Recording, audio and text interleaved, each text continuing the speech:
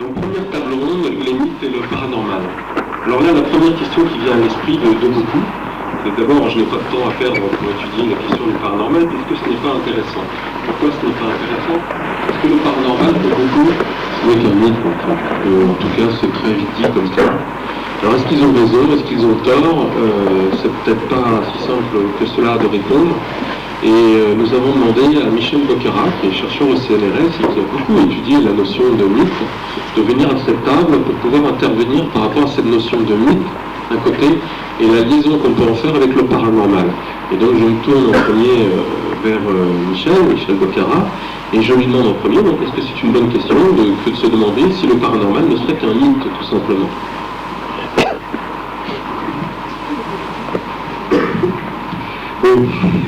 Comme vient de me le faire passer mon copain Bertrand Meuse, je pense qu'on peut reformuler d'ailleurs le titre de la table ronde, si je peux me permettre, enfin c'est que nous partageons en tout cas trois même, semble-t-il, c'est-à-dire le paranormal, un vrai mythe et de vraies problématiques. Donc dire que c'est un faux mythe, ça voudrait dire de toute façon qu'il y a aussi des vrais mythes, sinon on ne se poserait pas la question. Bon, je vais essayer de préciser un peu cette question du mythe et de donner quelques directions des relations qu'entretient le mythe avec la question du paranormal, parce qu'il est évident que en 8 minutes, l'exercice de haute voltige auquel on vit, et j'adore la haute voltige, me paraît un peu périlleux, mais bon, comme de toute façon j'ai pas peur de me casser la figure, j'y vais. Donc, la question du mythe est une question qui me paraît passionnante parce que, en même temps, très controversée. Je dirais que le mythe est un concept au moins aussi controversé que le paranormal, si ce n'est plus. Vous avez presque autant de définitions de mythe qu'il y a d'anthropologues, sans parler des autres disciplines. Oui. Un peu plus loin le micro. Oui, c'est vrai que oui. J'étais en Espagne et je parlais bas par rapport aux Espagnols, mais c'est vrai qu'ici le contexte culturel change. Donc ça va mieux comme ça? Bien. T'as raison, mais là je peux pas par contre ne pas parler fort, tu vois. Problème culturel. Je veux bien enlever le micro. Ou on peut méditer. Bon. Donc, c'est important de se rappeler quand même que le terme mythe est un terme qui vient du grec, qui vient de mythos, et qu'effectivement il y a eu un changement de sens de ce terme mythe en grec lui-même entre le 6e et le 5e siècle avant Jésus-Christ, et que son changement a été radical, puisque de parole vraie il est devenu parole fausse. Et on voit bien que le titre de notre table ronde, un faux mythe, est hérité de ce changement de sens il y a plus de 2000 ans. Il a donné place d'ailleurs à un autre...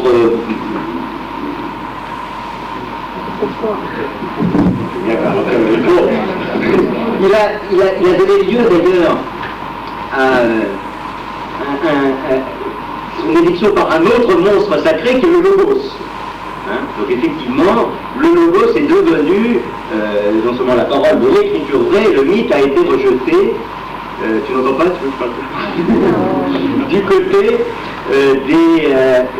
des fictions. Alors je n'entrerai pas sur le problème complexe de ce que c'est qu'une fiction et du rapport que la fiction retient avec la réalité. La fiction c'est aussi du réel, bien sûr, mais effectivement il y a différentes formes de réel. Alors le mythe prend naissance au centre même de la parole. Donc c'est précisément le fait que le mythe est lié à la parole vivante qui, pour moi, en fait, malgré toutes les ambiguïtés dont nous avons parlé, un très bon concept pour travailler, disons, ces phénomènes de la complexité du réel, qu'on peut appeler paranormal si l'on veut. Ce qui est très intéressant aussi, c'est qu'avant la racine mythos, parole vraie, il y avait une autre racine qui est peut-être encore plus intéressante, qui est mythos, c'est-à-dire multiple.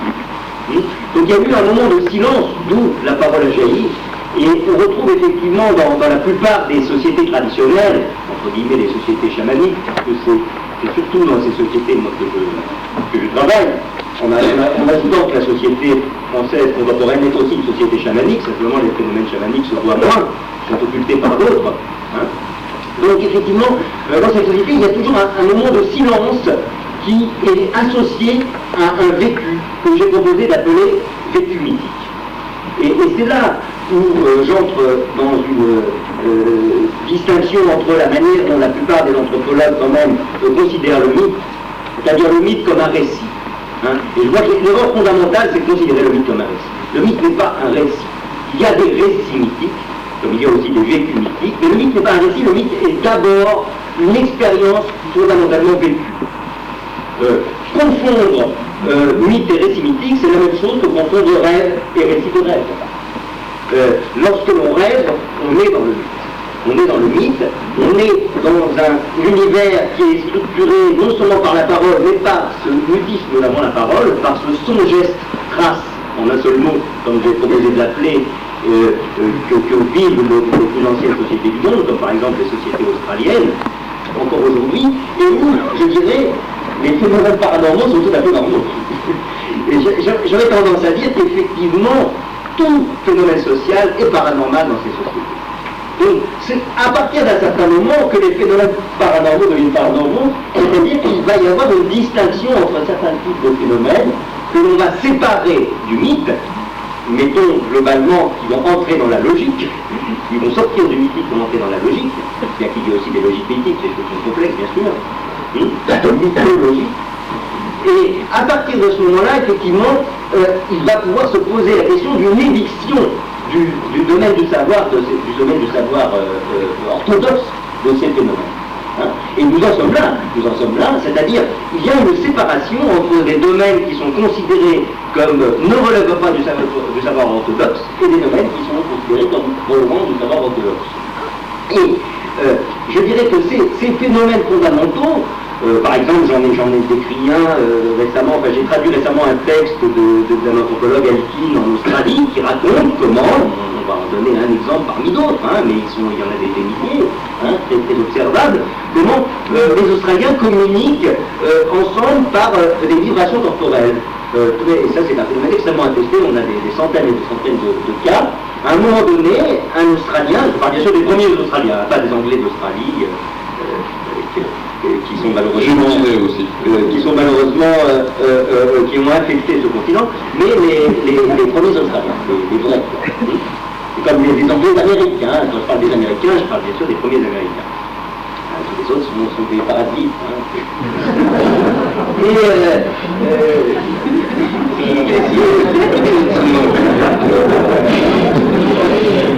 Et donc les Australiens sentent une vibration de leur corps, par exemple dans l'épaule gauche. Hein, on a traduit ce texte, c'est tout à fait intéressant. Et alors, ça veut dire que quelqu'un du groupe de la belle-mère est en train de communiquer avec lui. Alors, ce qu'il faut savoir, c'est qu'en Australie, comme probablement dans toutes les sociétés qui existaient avant la nôtre, tout le monde est relié par des relations de parenté. Quand je dis tout le monde, c'est-à-dire les plantes, les arbres, les animaux, les rochers, pas seulement les hommes, hein, ce ne sont pas des sociétés nombrilistes qui considèrent que l'homme est la seule créature pensante et vivante. Donc, effectivement, lorsque il y a vibration de cette partie du corps, la personne sait déjà quel groupe est en train de tenir en communication avec lui. Est-ce que quelqu'un qui a l'écologie? Attends, j'anticipe là. Et à ce moment-là, on se met effectivement en état de réception et on obtient le message, ou on ne l'obtient pas, ça dépend effectivement des conditions de réception du message. Mais ce qui est très intéressant, c'est ce qui est lié à si l'épaule gauche est liée à la belle-mère dans certaines sociétés, la même épaule gauche sera liée au beau-père dans d'autres sociétés. C'est-à-dire qu'il y a un codage qui est culturel ou culturel. Ça, c'est fondamental. Ça veut dire qu'effectivement, il y a là, et c'est un phénomène d'observation, je n'ai pour l'instant pas d'interprétation à proposer, autre que des hypothèses, il y a un phénomène socialement codé qui se manifeste corporellement et qui varie suivant le public. Et alors, par rapport à nous, notre pays, on a ce genre de vécu, dans notre société occidentale, avec d'autres comportements. Je pense précisément que nous avons des phénomènes comparables. Simplement, on en discutait à table, vraisemblablement ce qu'on a appelé la raison logique a pour effet de bloquer cet état de réceptivité. Je vais terminer par un deuxième exemple qui est un rêve prémonitoire, qui m'est arrivé à moi très souvent, et j'en fais lorsque je suis sur le terrain. Pourquoi? Alors là aussi, je n'entrerai pas dans l'interprétation, parce que c'est une question de forme complexe. Encore une fois, c'est très intéressant déjà d'écrire, après interpréter toutes nos questions. Qu'est-ce qu'un rétromédical? C'est justement, lorsqu'on vient de cas de réceptivité, on peut laisser communiquer en quelque sorte ce que j'appellerais réel, avec toutes les complexités et toute l'histoire que l'on a avec les choses qu'on est amené à rencontrer. Et effectivement, si on bloque, c'est-à-dire si comme tout bon anthropologue, on a déjà un questionnaire établi, on ne peut pas avoir de rétromédical. Ça me paraît évident. C'est vrai que par exemple, mon premier terrain sur les mangas était précédé d'un rétromédical 2 ou 3 ans auparavant, que j'ai publié d'ailleurs chez l'Armatan, c'est simplement par un petit article de mise en page, j'ai publié au milieu du bouquin, je l'ai publié en introduction. Mais c'est quelque chose d'essentiel pour moi. Les rêves que nous faisons doivent faire partie des observations que nous vivons.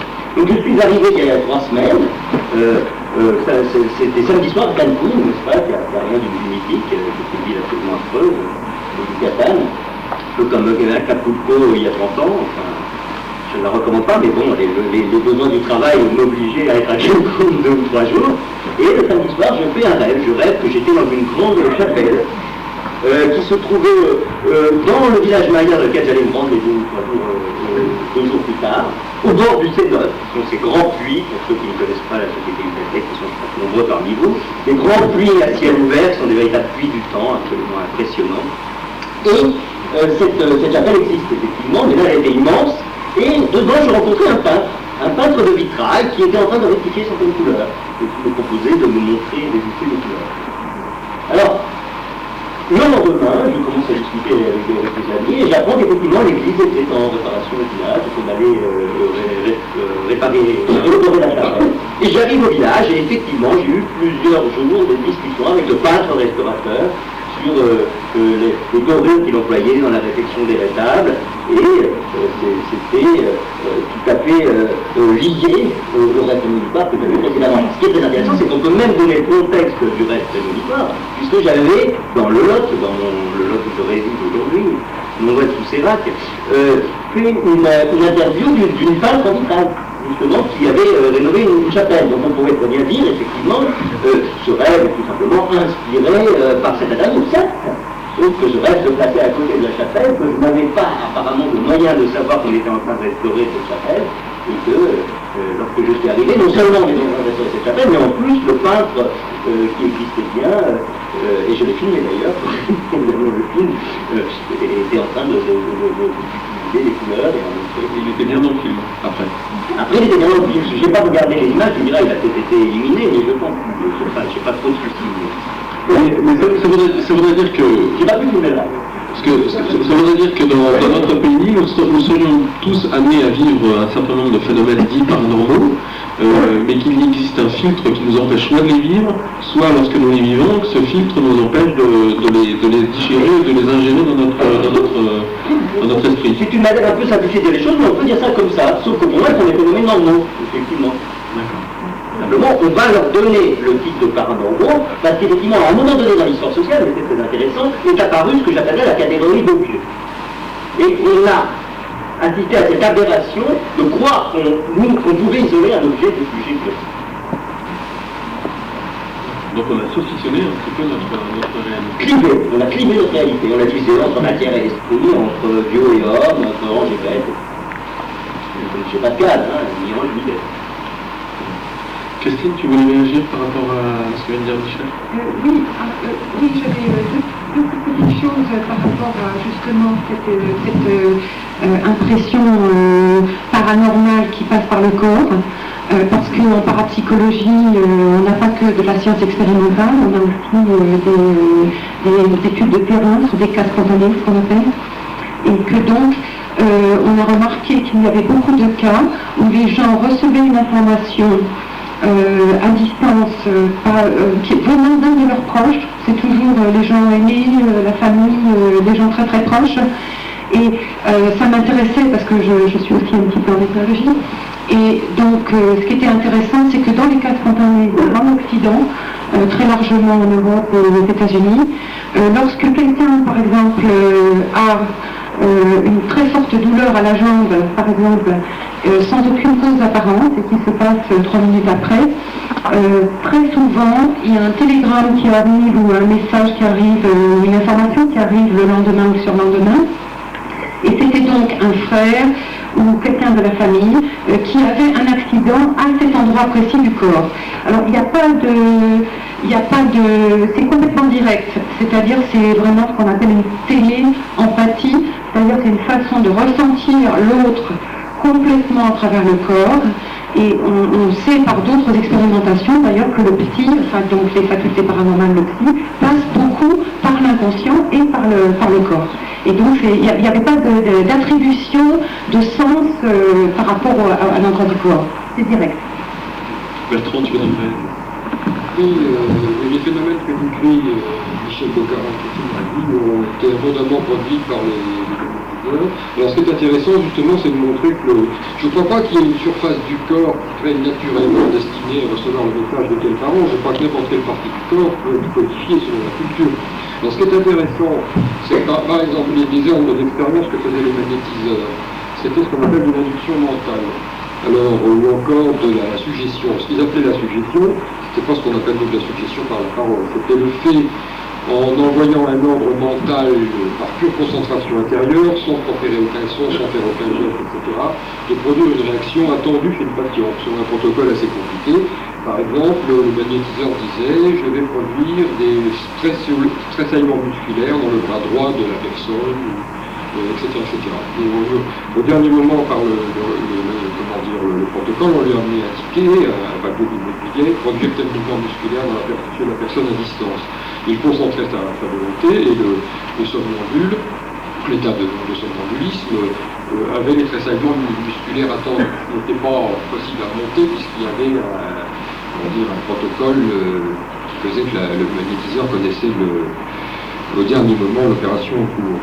Alors, ce qui est intéressant dans cette histoire, c'est que justement, on voit le même phénomène que ceux que disait Michel, sauf que chez nous, en Occident, quand ils ressurgissent, il n'y a pas de codage culturel.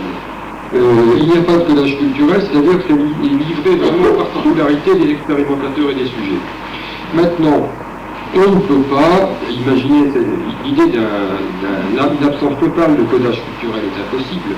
C'est-à-dire qu'il y a une situation limite. En réalité, sitôt qu'un groupe de gens se mettent à opérer ce genre de pratique, un nouveau codage culturel s'opère.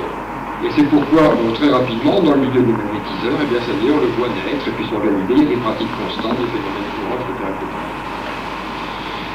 Une autre chose que je voulais dire à propos de ce que disait Michel, c'est que bon, le mythe, effectivement, c'est la matrice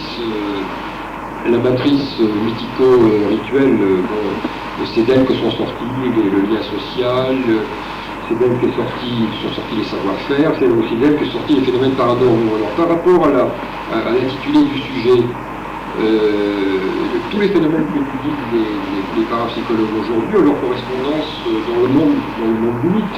Alors évidemment, ça explique l'intitulé du sujet. Si ce monde du mythe, comme l'expliquait Michel, on l'assimile à la fable et à l'erreur, a priori, on était fondé d'estimer que de ce monde du mythe, on ne pouvait rien extraire de vrai.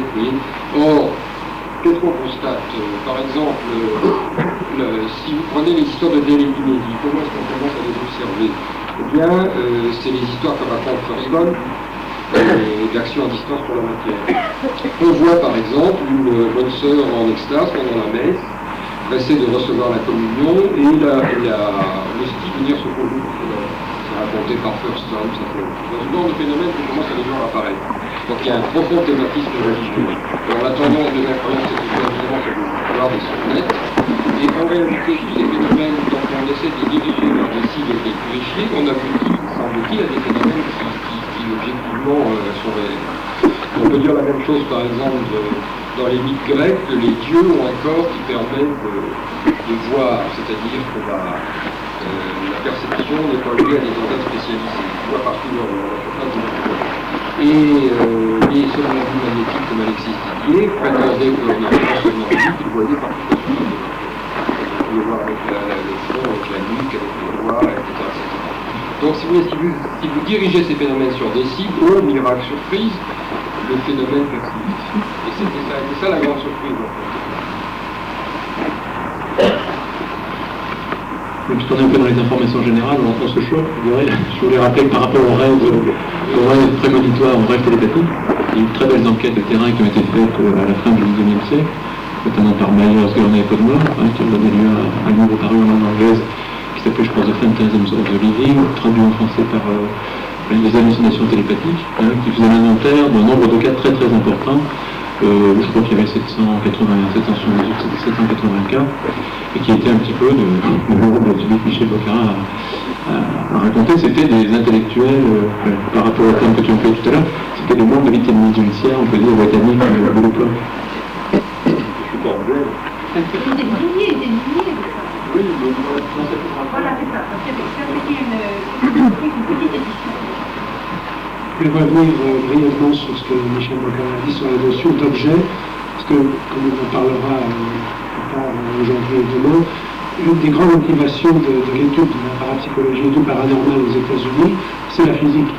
Et la physique, en particulier, ces phénomènes nous forcent à nous poser des questions fondamentales sur la nature de la réalité, questions qui rejoignent celles que les physiciens purs et durs se posent aujourd'hui sur la structure de l'univers, sur la structure de la matière, sur la mécanique quantique. J'ai eu un choc culturel quand je faisais mes études, parce que j'avais réussi à éviter de prendre des cours de mécanique, parce que la mécanique, j'avais beaucoup de mal à m'y intéresser. Et puis, quand j'ai, après ma licence, j'ai pris des cours de physique quantique, mais on m'a fait remarquer qu'il y avait quand même un trou dans l'information de base et qu'il fallait que je prenne des cours de mécanique classique. J'ai eu donc l'occasion de prendre, dans la même journée, des cours de mécanique classique et des cours de mécanique quantique. Et d'avoir notamment le choc de voir un théorème démontré le matin et le contraire démontré l'après-midi, puisque en mécanique classique on considère un objet séparé du reste de l'univers, et en mécanique quantique on démontre qu'on ne peut jamais séparer un objet du reste de l'univers.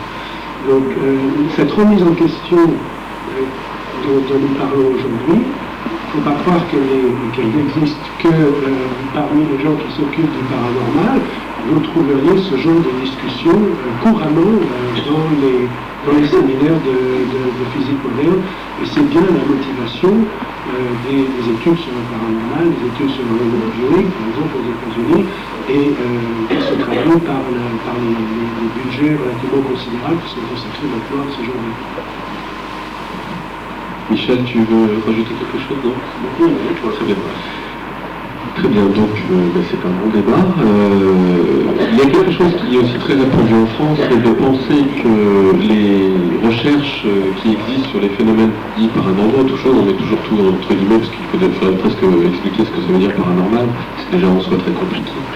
Les structures sont elles-mêmes mythiques, c'est-à-dire qu'il n'existe rien de sérieux dans le monde qui étudie tout ça. Là aussi, il y a tout un folklore, il y a toute une imagerie, et que tout ça est vraiment réservé à un monde plutôt occultiste et pas sérieux.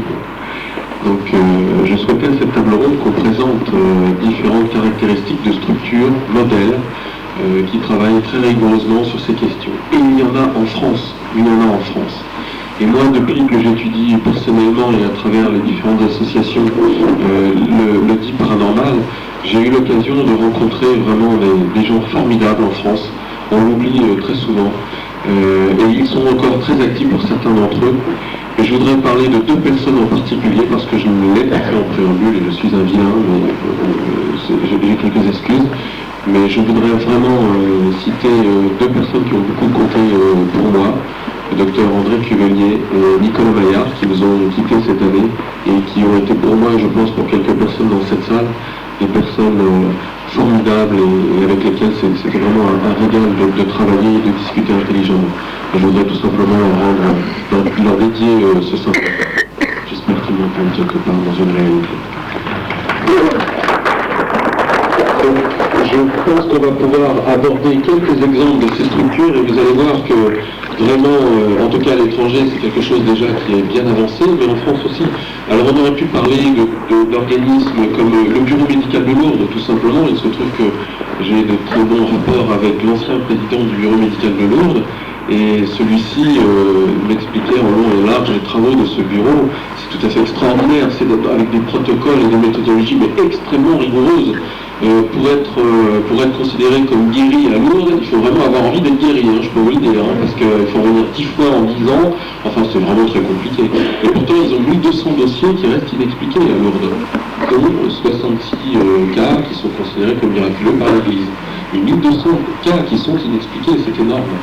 Donc il existe quelques structures comme celle-là.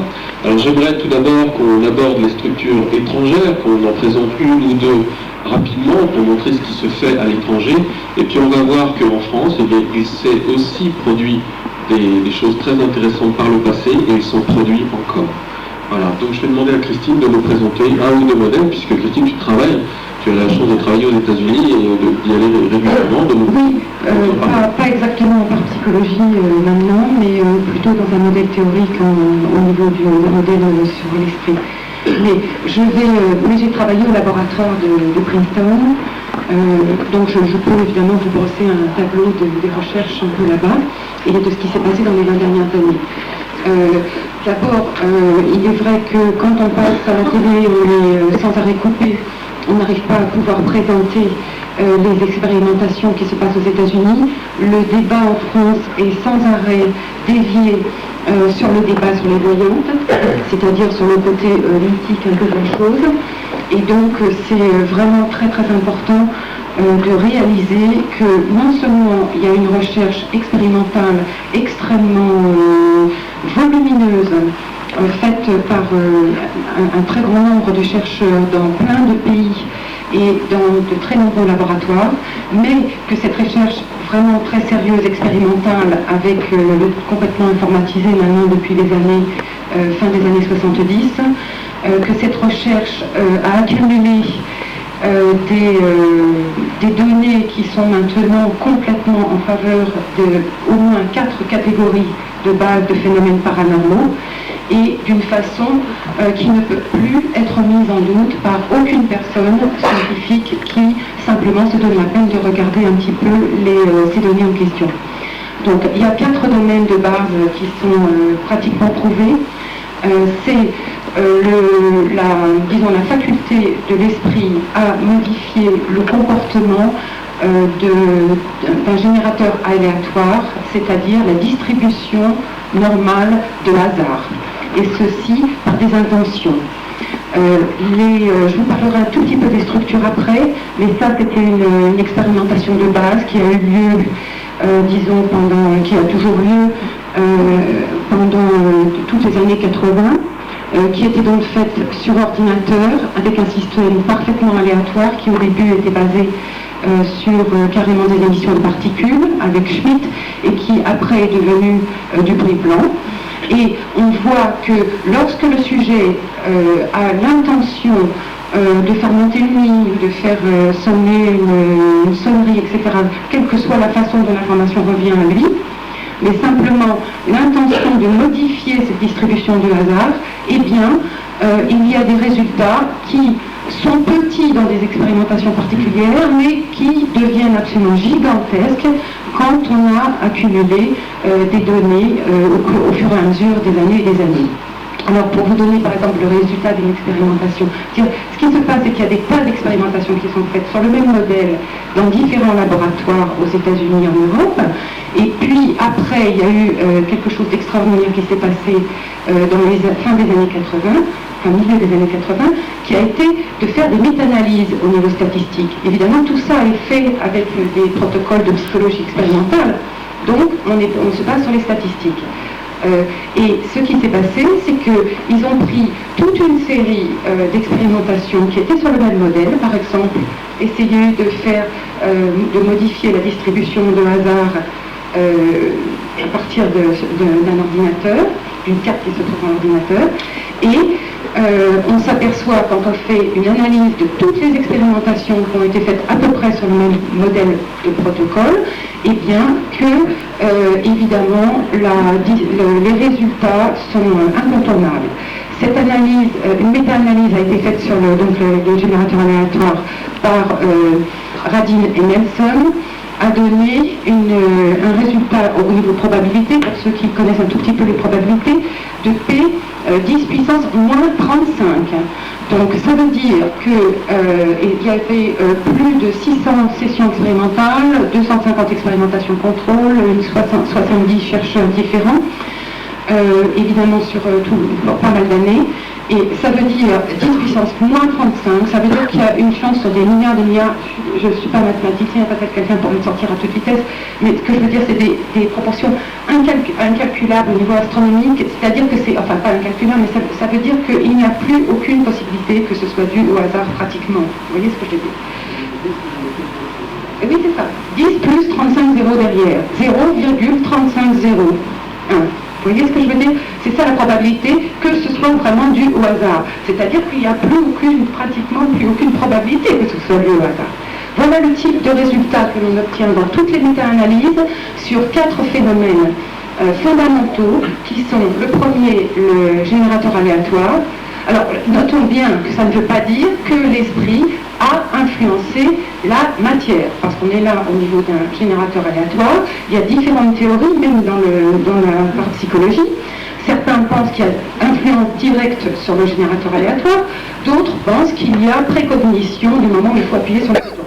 Qu'importe. Ce que je veux dire, c'est que la théorie, c'est encore autre chose. Ce qu'on a, c'est une évidence de quelque chose qui est complètement anormal par rapport à la science classique. C'est-à-dire une interaction entre l'esprit et la matière, quand même, à un certain niveau. Un autre type d'expérimentation qui est pratiquement complètement prouvé, c'est la capacité de télépathie. C'est-à-dire il y a eu là des centaines et des centaines d'expérimentations sur le Ganzfeld, dans tout un tas de laboratoires différents, dont les principaux étaient le laboratoire PRL de Princeton, où Marion Pardovis et moi-même on a travaillé il y a pas mal d'années maintenant. Il y a aussi, le Ganzfeld a été repris partout depuis en Hollande. Le Ganzfeld, ça venait d'une expérimentation en psychologie qui essaie de faire un champ sensoriel neutre. C'est-à-dire on met des balles de ping-pong sur les yeux, du bruit blanc dans les oreilles, et donc on a un champ sensoriel uniforme qui nous coupe un petit peu, disons, de l'environnement extérieur. Et les chercheurs se sont aperçus que quand on met la personne dans un état de Ganzfeld, qui est une sorte de relaxation, ou un état, disons, entre veille et sommeil, à ce moment-là, les informations télépathiques qui proviennent d'un agent qui se trouve dans une autre pièce, évidemment, tout ça avec des protocoles parfaits au niveau des pièces complètement sonorisées, fermées, etc., eh bien, dans cet état de Ganzfeld, le sujet a l'effet de l'esprit sur la matière par rapport à la modification qu'on obtient sur les générateurs, c'est qu'il y avait, il y a 4-5 ans, déjà 150 expérimentations qui étaient faites sur la faculté de l'esprit à modifier la matière physique, biologique. Et ça, c'est des expérimentations absolument magnifiques, qui au début ont été faites évidemment comme d'habitude, la science évolue, avec des protocoles un petit peu moins serrés, qui n'empêchait pas ce qu'on appelle l'effet placebo, c'est-à-dire quand on faisait des expérimentations avec des sujets humains, on ne pouvait jamais savoir si psychologiquement ils n'avaient pas été influencés, etc. Après ça, les expérimentations donc, sur la matière vivante ont été faites à partir d'échantillons biologiques, échantillons de sang, échantillons de culture de cellules dans les boîtes de pétri, tout ça dans des laboratoires très spécialisés maintenant. Et les résultats sont toujours restés identiques. C'est tout un domaine d'expérimentation qui est absolument fabuleux, parce que ça nous intéresse au premier chef, parce que c'est sa base, si vous voulez, la possibilité, en fait, qu'avec l'esprit, on puisse avoir une influence sur notre propre corps. Ça, c'est absolument fabuleux. Les résultats de la méta-analyse étaient pareils. Tous les résultats de méta-analyse, donc il y en a à peu près 4 ou 5 dans les principaux domaines, sont entre 10 puissance moins 10 jusqu'à 10 puissance moins 30, 35. Tous ces travaux sont faits, en fait, très sérieusement avec de gros moyens. Non, c'est pas toujours de très gros moyens. Non, ce qu'il y a, si vous voulez, c'est que aux États-Unis, la recherche expérimentale, la recherche en général, n'est pas centralisée.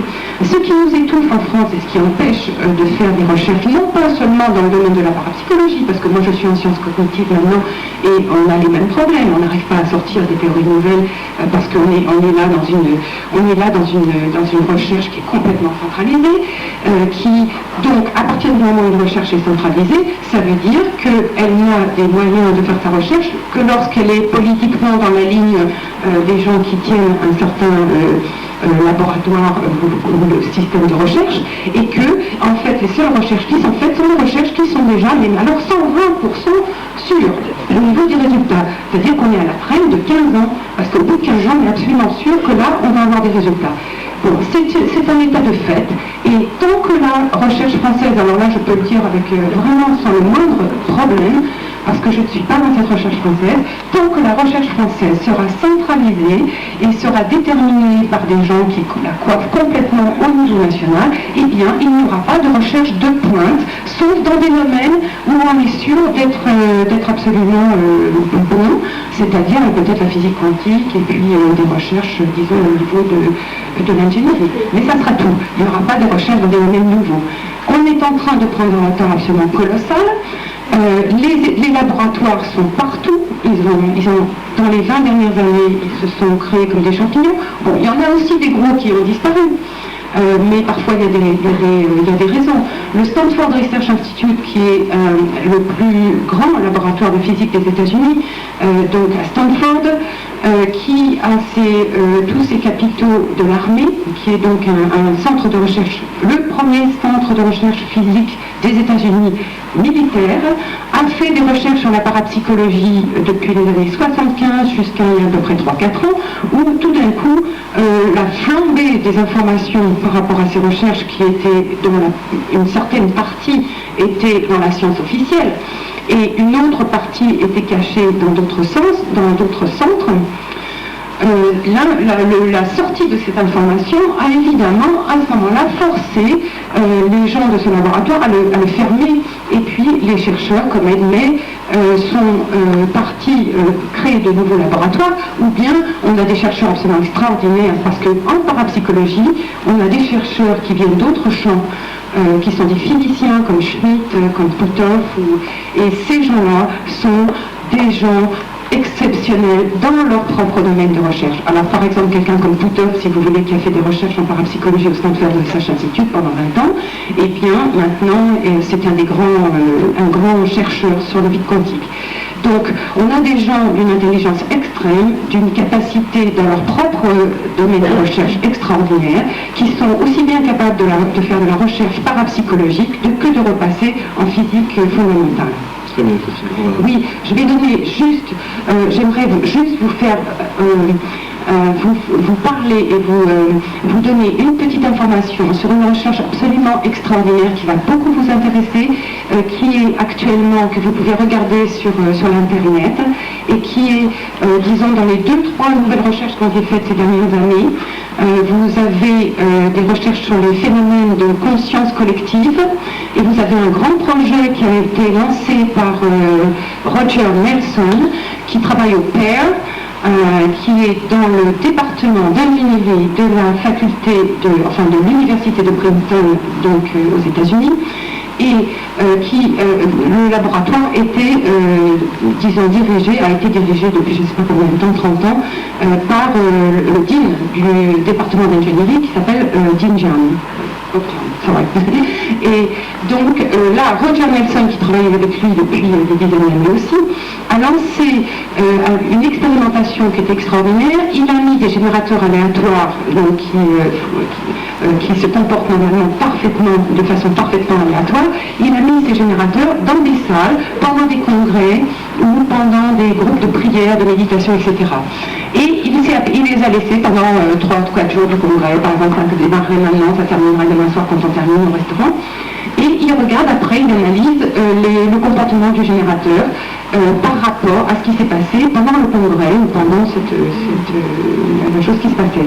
Et il s'est aperçu de choses extraordinaires. Il a obtenu des pics de déviation donc par rapport à la ligne de base du hasard, des pics extraordinaires qui correspondaient, qui démarraient par exemple au début de l'intervention de quelqu'un et qui restaient stables très très haut, donc très énorme déviation pendant par exemple 3 quarts d'heure, tout le temps de la présentation d'une certaine personne, très attendue, très écoutée du public, et tout d'un coup, plof, à la fin de la présentation, le générateur redescend à son niveau normal ou plus bas, parce que ça fluctue évidemment sans arrêt.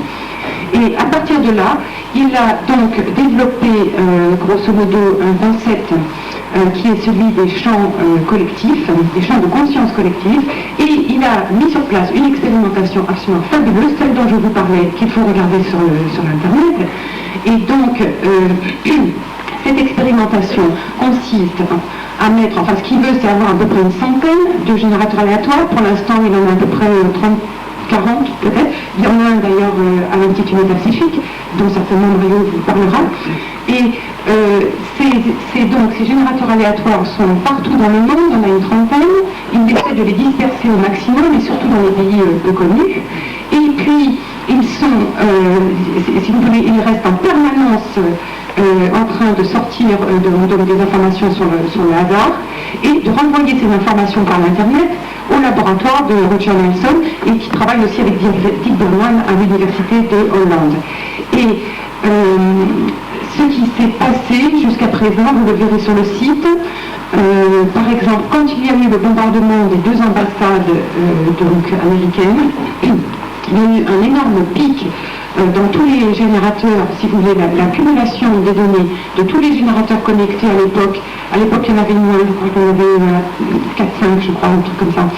Et l'accumulation de ces données statistiques qui venaient des 4-5 générateurs dans le monde entier, a donné un pic absolument incroyable, étonnamment 3 heures avant le bombardement et quelques heures après, et puis après c'est retombé.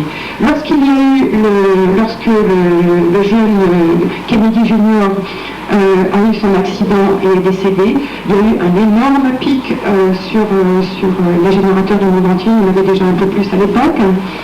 Il y a eu un énorme pic lors de la visite du pape en Palestine et en Israël. C'est absolument ahurissant de regarder ça, c'est très très beau à voir. Et quand on a gagné la Coupe du Monde de foot aussi. Pardon ? Quand on a gagné la Coupe du Monde de foot aussi, je pense que c'est beaucoup plus fort. Eh bien ça, je vais demander à Roger de regarder, mais je ne sais pas s'il a vu. Je voulais, juste en conclusion, je veux vous dire que si le domaine de la parapsychologie vous intéresse, il y a 3 universités actuellement en Europe où on peut faire des doctorats de parapsychologie. C'est Édimbourg, Fribourg et Utrecht, Amsterdam. Voilà. Une présentation d'un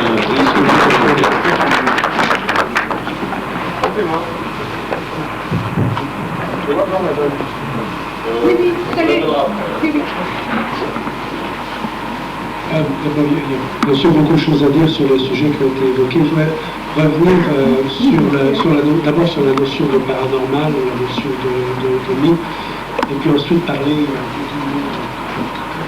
ce que disait Christine sur les sites américains et sur les sources d'informations qui peuvent exister aujourd'hui. D'abord sur le paranormal, on est toujours le paranormal de quelqu'un.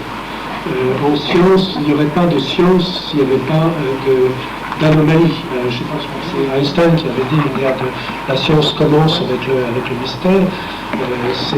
C'est parce qu'on se pose des questions sur un phénomène qui ne rentre pas dans le cadre établi qu'on est inspiré à faire une nouvelle recherche et à remettre en question les théories dans le temps. Donc le paranormal est un facteur essentiel dans le progrès de la science.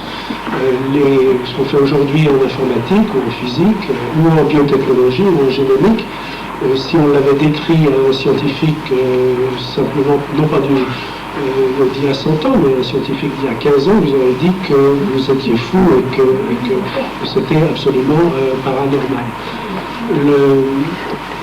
je veux vous rassurer aussi, parce qu'on a tendance à s'enclaver et à devenir aigri en parapsychologie ou dans l'étude des ovnis, etc., parce qu'on est rejeté par les sceptiques et par les savants académiques.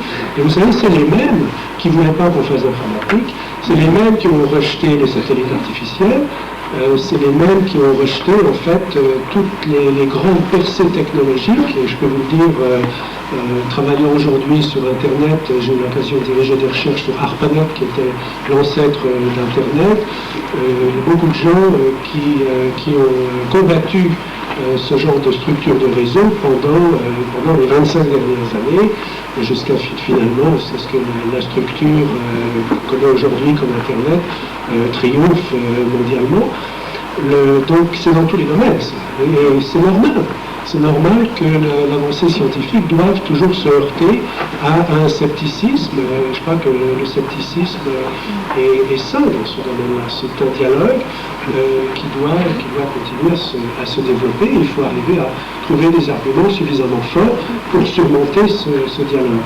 Ce qui est frappant de ce qui se passe aux États-Unis, c'est que, comme le faisait remarquer Christine, ces recherches sont faites dans des laboratoires de physique, non pas dans des laboratoires de psychologie ou dans des laboratoires des humanités, qui ont aussi leur place dans le dialogue, mais Stanford Research Institute, nos recherches étaient dans le laboratoire de radiophysique, et à Princeton, c'est le doyen de la faculté d'ingénierie qui dirige les travaux sur notamment la psychoscience.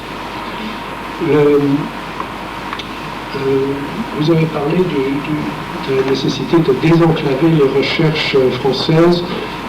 J'ai eu l'occasion de participer aux travaux à POTAF et aux travaux puisque j'étais moi-même au Stanford Research Institute pendant plusieurs années. J'ai continué à faire partie du projet après mon départ de SRI. Les recherches qui ont été faites à Stanford étaient sur ce que les Américains appellent le remote viewing, c'est-à-dire la perception à distance. Et il y aurait beaucoup à dire sur l'historique de il y a beaucoup de choses qui ont été publiées, mais il y a aussi beaucoup de choses qui n'ont pas été publiées sur ce projet. Une des choses qui, moi, m'avait frappé, c'est qu'une très grande partie de ces recherches reprenait en fait, sans le savoir, des recherches qui avaient été publiées en France, des recherches de Marcolier en particulier, de l'Institut métapsychique international, et qui, si ces recherches avaient été connues, en fait, les recherches à l'état mondial auraient pu avancer beaucoup plus rapidement, et en fait, la France avait quelque chose à apporter dans ce dialogue, et c'est tout à fait dommage que la France reste enclavée, pour les raisons que vous avez dites, dans ces catégories. Alors, on n'a pas le temps de s'étendre sur tous ces sujets, je pense qu'on pourra les reprendre dans les jours qui viennent. Je vais vous signaler deux sites en particulier aux États-Unis, en plus de ceux qui ont été cités par Christine. D'abord, le site web de la Société pour l'exploration scientifique. C'est une société dédiée à l'étude. Cette société ne fait pas de recherche. Elle publie les recherches, elle fournit un terrain de dialogue, un peu comme cette assemblée, pour des spécialistes de la parapsychologie, de l'ufologie, des disciplines parallèles et des frontières de la physique. Et elle publie un journal qui s'appelle GSE, le Journal of Scientific Exploration. Les fondateurs de cette société sont une centaine d'académiciens américains, en particulier donc Robert Jahn, qui est le doyen de la faculté d'ingénierie à Princeton, Peter Stewart, avec qui j'ai beaucoup travaillé à Stanford, qui est professeur de physique et d'astrophysique à Stanford, et une centaine d'autres universitaires américains qui s'intéressent au phénomène de la conscience, à la télépathie, au NDE et à d'autres disciplines comme l'ufologie. Donc ce journal est un journal trimestriel qui reprend les recherches mondiales à la pointe de tous ces domaines et que je vous recommande. Donc vous avez ici le site web. Il y a un autre site qui est scientificexploration en un seul mot.com. www.scientifiqueexploration.com.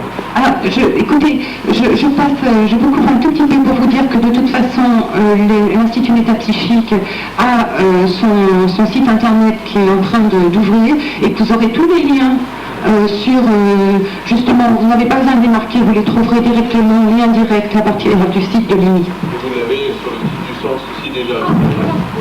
Vous pouvez le retrouver avec un moteur de recherche, vous trouverez la Société pour l'exploration scientifique.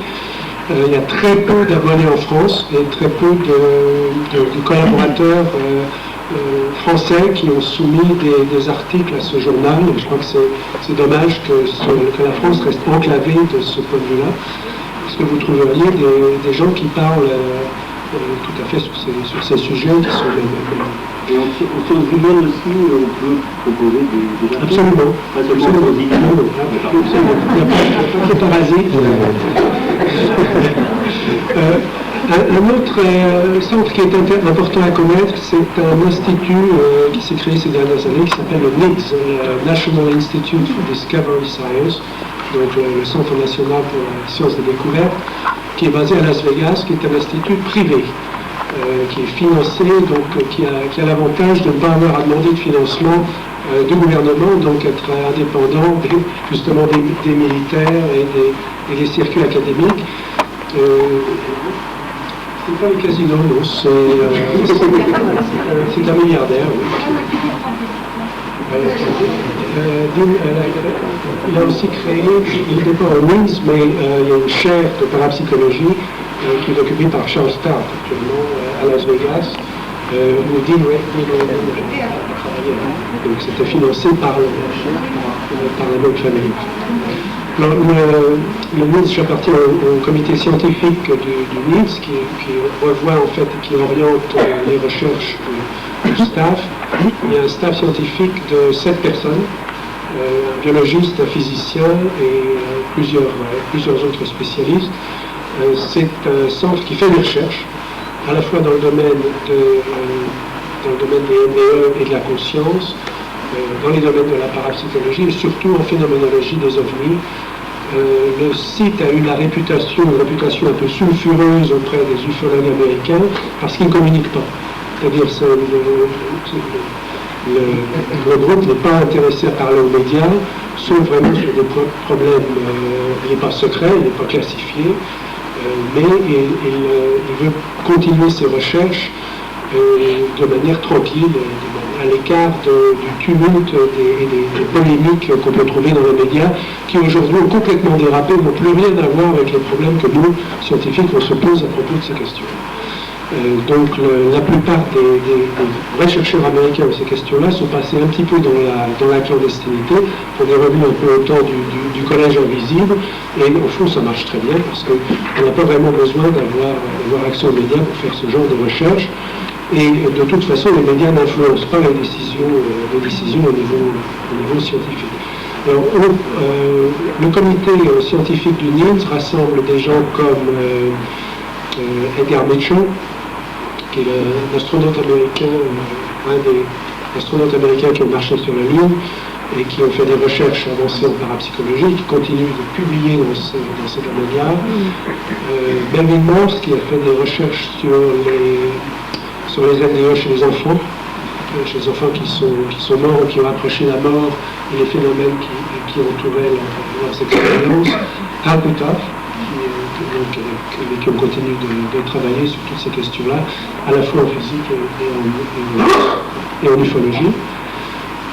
Et la liste des scientifiques qui interviennent d'ailleurs est publiée sur le site qui s'appelle nidsci.com, nidsci.com, donc www.nidsci.com. Vous retrouverez toutes ces informations et un certain nombre de publications qui ont été faites par le staff dans ces domaines. Un dernier mot sur la notion de mythe, parce que je me suis heurté un petit peu à ce même problème que vous évoquiez au début, sur ce que c'est exactement que le mythe. Et j'ai publié il y a longtemps un livre qui s'appelait Visa pour la Magonie.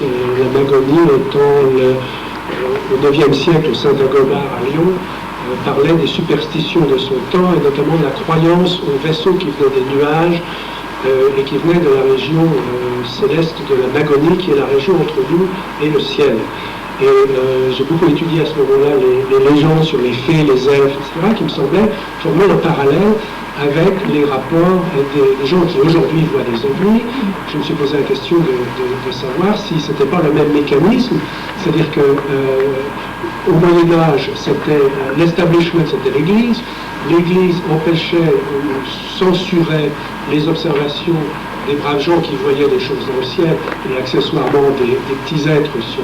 Et donc, comme cette information était bloquée, elle est ressortie sous la forme des contes de fées.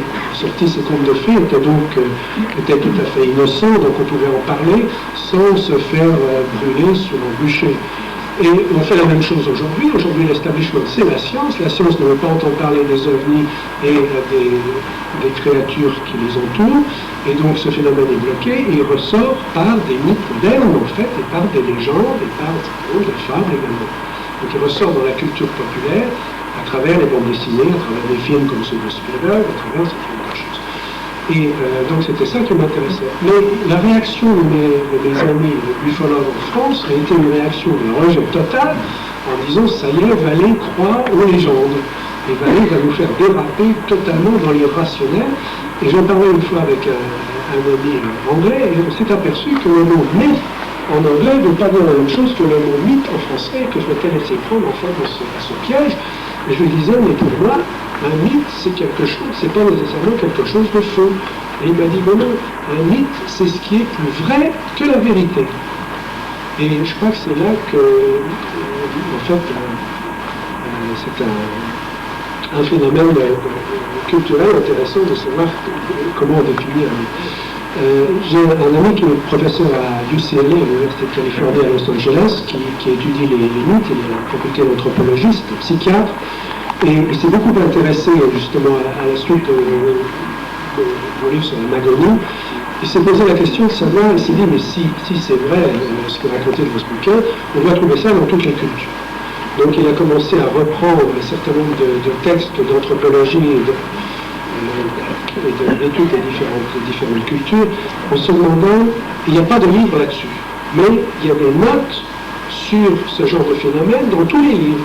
C'est-à-dire on retrouve le même mythe d'objets qui viennent du ciel, et de petits êtres, et de créatures naines, comme les lutins, comme les elfes, etc. On trouve ça en Sibérie, on trouve ça en Chine, on trouve ça au Japon, on trouve ça à Hawaï, on trouve ça partout, chaque fois avec des noms différents, dans des cultures différentes, mais ils font tous la même chose, y compris des abductions, y compris tout ça. Donc, il s'est posé la question, quand un indigène voit un artefact radicalement nouveau, c'est-à-dire que sa culture n'a jamais vu, un avion pour exemple, qu'il le voit pour la première fois, d'abord, comment est-ce qu'il le décrit? Comment est-ce qu'il le décrit? Et comment est-ce qu'il est reçu par sa culture? C'est-à-dire quand il revient au village et qu'il raconte son histoire, qu'est-ce qui se passe? Et il s'est aperçu que, bon, si c'est quelque chose de pas trop bizarre, c'est intégré dans la culture, ils apprennent, mais si c'est trop bizarre, ça n'a pas d'impact. Et si c'est trop bizarre, c'est complètement rejeté. Et il a trouvé un cas d'une île du Pacifique où les indigènes ont pour la première fois vu un avion américain. Et le type qui l'a vu, le premier indigène qui l'a vu, est venu au village et raconté à son chef de son village qu'il avait vu ça. Le chef du village lui a posé une question, il lui a demandé est-ce que ça avait des yeux? Et il a répondu, non, il n'avait pas vu Dieu. Et à ce moment-là, tout le monde a perdu tout intérêt envers son histoire. Parce que si ça n'avait pas Dieu, comment ça pouvait se nourrir? Qu'est-ce que ça pouvait être? Donc, c'était trop bizarre pour la culture de cette île particulière. Et finalement, son observation du premier avion a eu absolument aucun impact, elle est passée totalement inutile. Bertrand, est-ce que tu peux nous présenter sans doute une des structures les plus exemplaires qui existaient en France, qui est l'Institut Métapsychique International, et qui en plus nous fait l'honneur de redémarrer activement cette année. Donc je voudrais que tu nous traces un petit historique pour montrer qu'en France aussi on est capable de faire des recherches exemplaires. Et je dois dire que nous sommes très honorés d'avoir le docteur Larcher dans la salle, qui a été pendant très longtemps son directeur. Jacques Vallée me faisait remarquer qu'en France aussi, on a contribué à la recherche sur le paranormal et que souvent on a tendance à l'oublier. Alors, si vous voulez, l'autodénigrement est national, parfois, il faudrait dire on a des raisons de s'autodénigrer. Mais enfin, sur cette question, il faut quand même souligner un point vraiment remarquable et troublant, c'est que si la France est probablement des pays occidentaux les plus à la traîne sur la recherche sur le paranormal, pour les raisons qui ont été évoquées, et il ne demeure pas moins que c'est de France que c'est parti. Alors ça, c'est un extraordinaire paradoxe. Donc c'est parti du magnétisme animal, du mesmérisme, des découvertes sur puits-ségur, de tous les travaux que les magnétiseurs ont fait sur la transsomnambulique et les phénomènes paranormaux. Donc c'est j'en parlerai en détail de cet aspect-là de la question. Donc, en gros, il y a eu des commissions successives qui ont essayé d'endiguer, qui ont fini par endiguer vers le milieu du 19e la chose. Et ensuite, la clandestinité a commencé pour une déjà longue période. Et c'est passé en Angleterre. C'est passé en Angleterre comment? Par nos magnétiseurs, La Fontaine, etc. Marcillier, Alexis Didier, qui sont allés faire des démonstrations chez les Anglais. Ça a absolument stupéfait les Anglais. Et là-dessus, il y a eu aussi le spiritisme des États-Unis.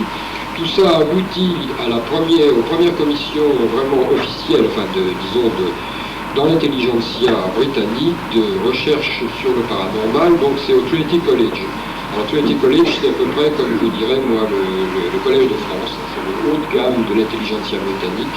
Et c'était bien. Entre guillemets pour collège de France.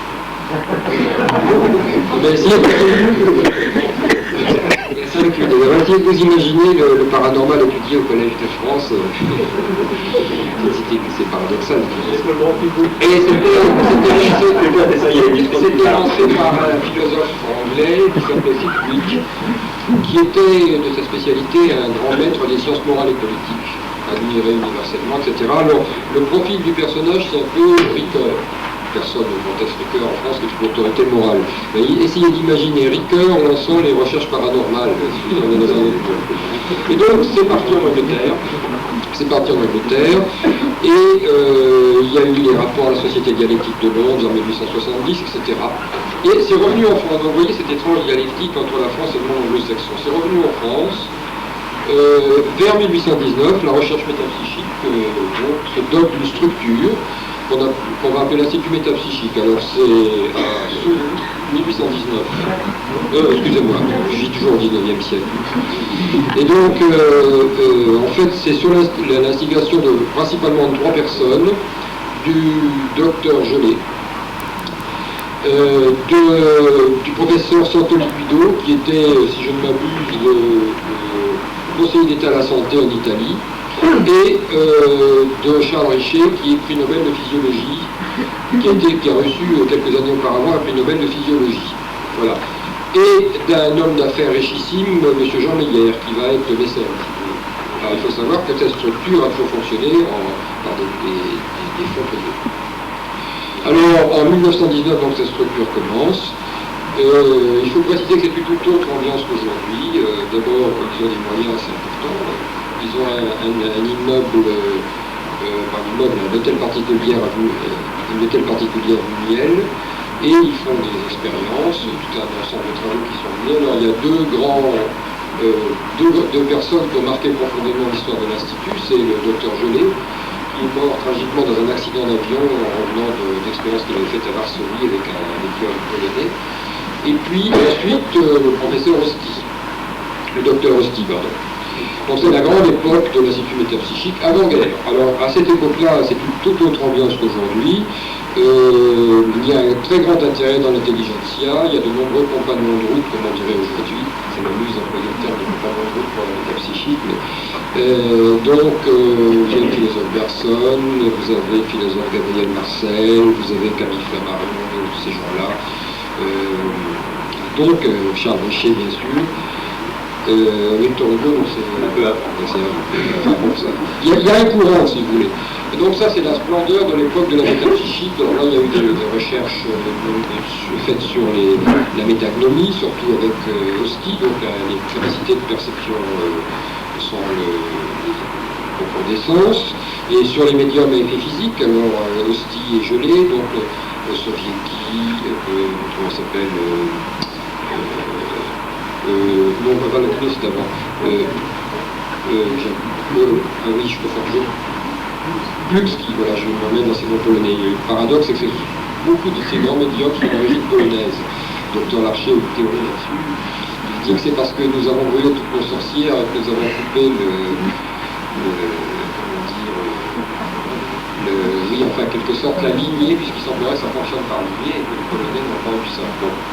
Bref, il y a eu la splendeur de l'Institut métapsychique, ensuite la Deuxième Guerre mondiale est arrivée, évidemment, l'Institut n'a bien fonctionné pendant cette époque-là.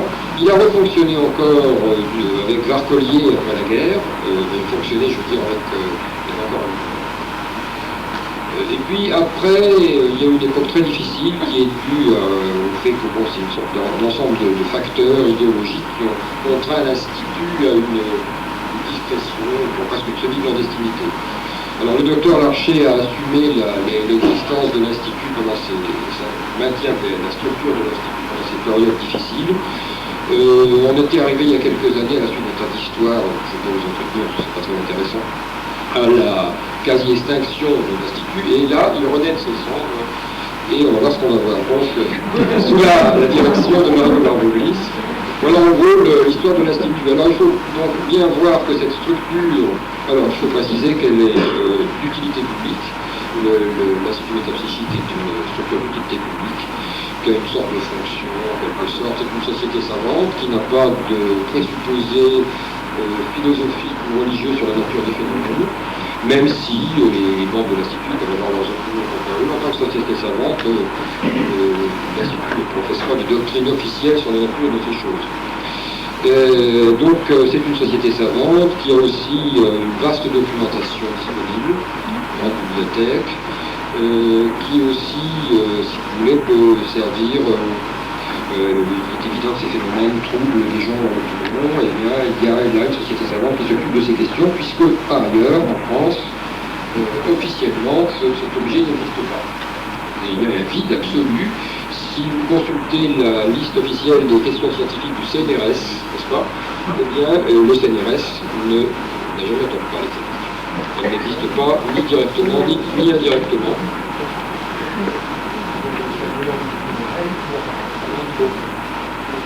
C'est sûr ce que tu dis? Non seulement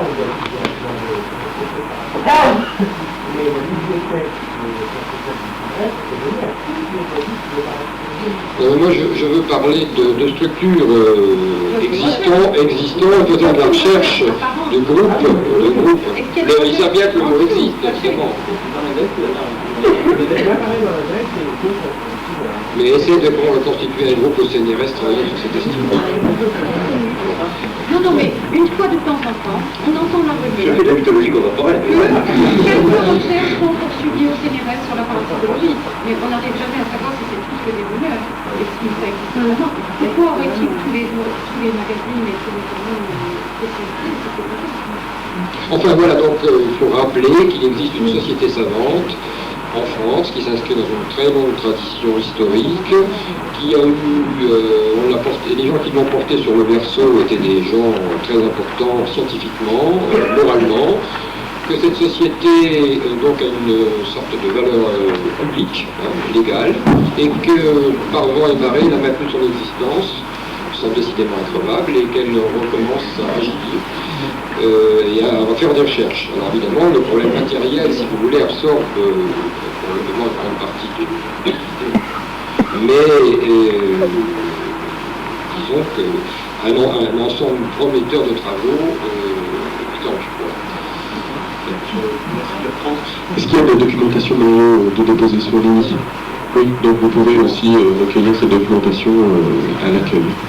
Je vais laisser la parole maintenant à François Favre qui va nous présenter en 3 minutes, si c'est possible, également un autre organisme remarquable qui a fait des travaux superbes sur la parapsychologie, un organisme français, c'est le GFP.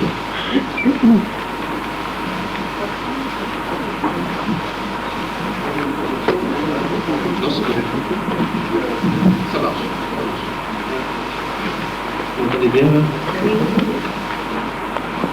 Alors, une chose, puisqu'on vient de parler de l'IMI, Je voudrais dire que le GERP doit beaucoup à lui. Tous les travaux sur lesquels on a construit notre réflexion étaient des travaux de l'Institut métapsychique. C'est un premier point. Le deuxième, pour vous dire que l'activité du GERP a été une activité assez marginale et assez contestataire. Alors en fait, l'association est née au moment de mai 68. Et c'était plutôt un mouvement étudiant qui désirait confronter des points de vue sur les phénomènes qu'on appelle psy. Et pour nous, le problème était si complexe qu'il était clair qu'il fallait faire un travail entre spécialistes polyvalents, et donc on a essayé de constituer une équipe de genre. Et on est arrivé en quelques années. On avait réuni des normaliens, des polytechniciens, des psychiatres psychanalystes, enfin bref, des gens qui avaient une double casquette, sciences exactes, sciences humaines, à la mesure du possible. Alors après une période de tâtonnement, l'orientation principale du GERP est devenue théorique. Pour une raison simple que nous avions progressivement comprise, c'est que le psy, de notre point de vue, étant un événement créatif, toute reproductibilité technique était illusoire. Donc c'était notre point de départ. Et comme il n'existait aucune science psychophysique de la créativité, le problème pour nous n'était plus d'appliquer les sciences instituées au psy, mais au contraire de trouver une théorie du psy applicable aux différentes sciences. Donc c'est une démarche radicalement différente des démarches que vous avez pu entendre tout à l'heure, des exposés variés. Notre recherche n'est donc pas du tout pluridisciplinaire, elle était transdisciplinaire. C'est-à-dire que nous avons tenté simultanément de faire une psychanalyse des théories physiques et, à l'inverse, de formuler une physique du psychisme. Et d'essayer de faire le lien entre ces deux démarches.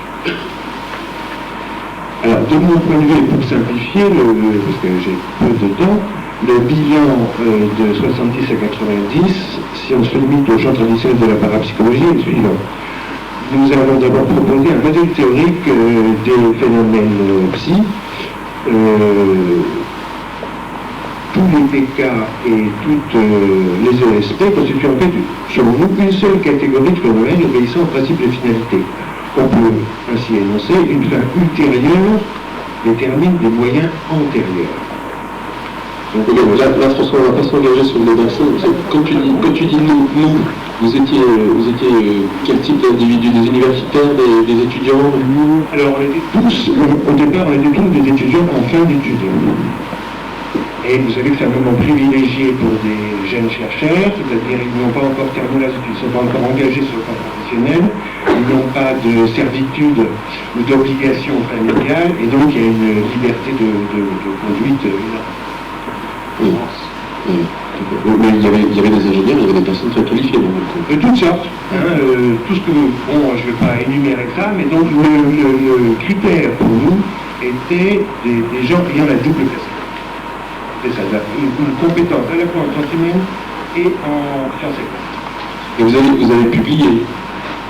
Donc on a publié 2 revues pendant une vingtaine d'années. Voilà, qui sont des références aussi.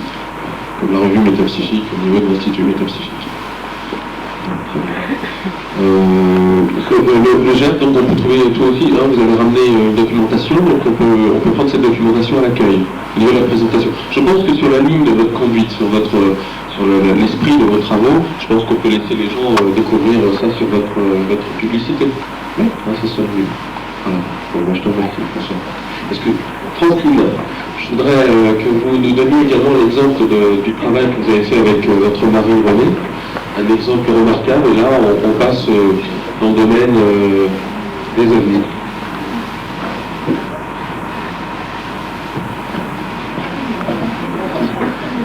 Est-ce que vous pouvez vous présenter, Francine, avant?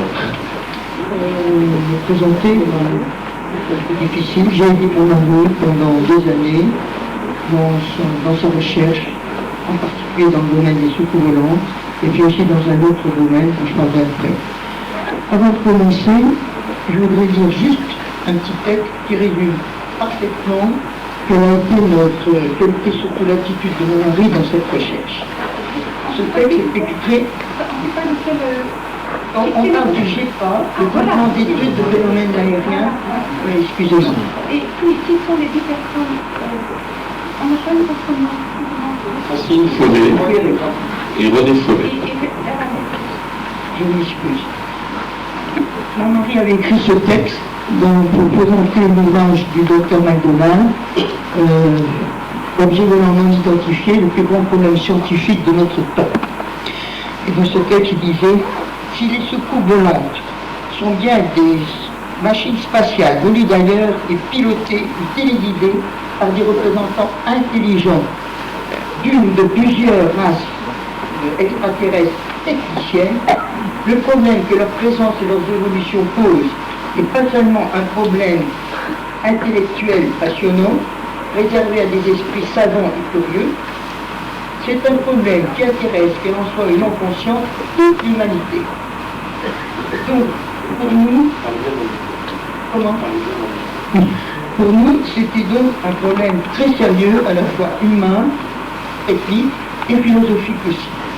Mon mari, René Faudet, s'est toujours demandé si des civilisations extraterrestres existent, quelle peuvent être pour eux leur conception de l'univers.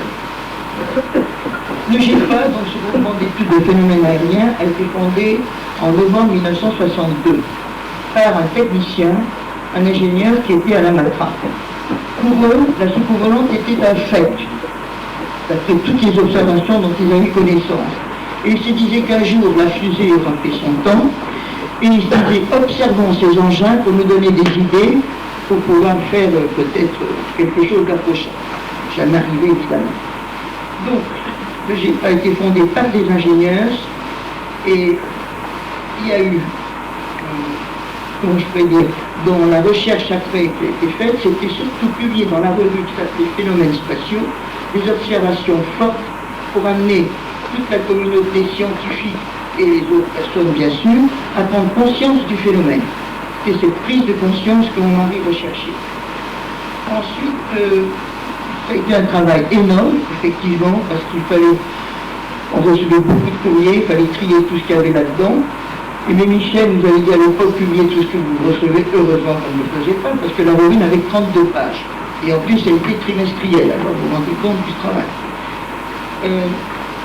On a fait ce travail-là pendant des années, et surtout ce que le groupement souhaitait, c'était une recherche officielle. On l'a bien vu quand il y a eu l'observation de Trans-en-Provence le 8 janvier 1981. Il y a eu donc toute une analyse qui a été faite par M. Guignas et qui a amené des éléments intéressants, tandis que si quelqu'un avait ramassé la Terre avec la cuillère, il n'aurait rien trouvé d'intéressant. Pour dire rapidement, c'est un cas présumé d'atterrissage d'OVNI qui a fait l'objet de la part d'un organisme d'État français, le GEPAN, qui a fait l'objet d'une analyse. Ensuite, donc une recherche officielle. Elle a eu lieu grâce à Claude Poher, qui a donc créé le GEPAN en mai 1977. Qui était Claude Poher? Claude Poher était aussi un ingénieur qui travaillait, qui s'intéressait, qui était membre du GEPA et qui s'est beaucoup intéressé à ce problème. Et il a d'ailleurs fondé le GEPAN avec toute la documentation des archives du GEPA et avec beaucoup de membres du GEPA aussi. Voilà, le GEPAN, ce qu'il faut préciser, le GEPAN, donc pour ceux qui ne le connaissent pas, c'est un organisme qui a été créé, donc un organisme financé par nos impôts, qui a été créé sous l'égide de Valéry Giscard d'Estaing pour étudier uniquement le phénomène OVNI. Ça a existé en France et ça sert même de modèle maintenant pour d'autres pays, comme l'Amérique du Sud, si j'ai bien compris ça. Oui, oui. Le GEPAN, c'était une association qui étudiait, qui précédait le GEPAN, et une association privée. Privée. Qui d'ailleurs a été dirigé de 1964 à 1970 par le général Chassin, qui avait un sacré caractère et qui disait s'il se passe quelque chose, on étudie. Si tout le monde pouvait penser comme ça. Si tout le monde pouvait penser comme ça, ça serait bien. D'ailleurs, beaucoup de nos noms faisaient partie aussi de l'Institut Vital Chichi. Il y avait à l'époque Gérard Courtonnier avec tous ces gens-là, M. René Hardier, exactement, enfin beaucoup de gens qui s'étaient ouverts aussi bien au phénomène parapsychologique que au volontaire. En général, les deux vont ensemble. Qu'est-ce que je peux dire sur ce problème? C'est déjà très bien, Francine, c'est déjà très bien. Ce que je voulais dire, si vous voulez d'autres renseignements, vous pouvez me trouver. Et puis, j'avais écrit dans 11, numéro 5 du printemps 1994, un article justement sur ce problème, après les questions d'Éric. Très bien, merci beaucoup. Alors là, on a vu...